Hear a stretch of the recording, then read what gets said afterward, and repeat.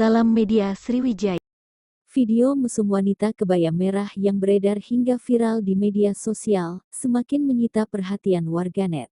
Bahkan, sosok wanita kebaya merah dengan lelaki berhanduk warna putih sebagai pemeran video mesum tersebut sempat menjadi sebuah teka-teki akan siapa sosoknya. Sebelumnya, lokasi pembuatan video mesum wanita kebaya merah itu menjadi perbincangan publik. Sehingga publik menerka bahwa video itu dibuat di Bali. Hal tersebut lantaran video itu beredar dan viral di Bali.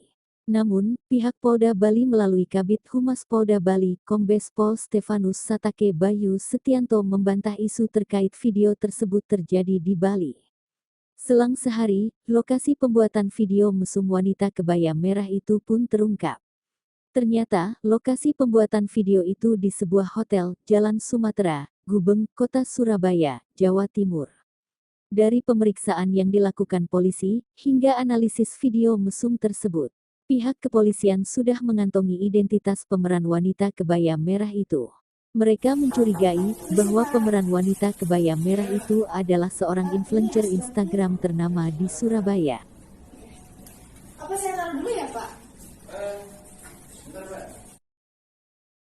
Dari hasil profiling dari Ditkrimsus menyampaikan bahwa video itu diduga tidak dilakukan di Bali.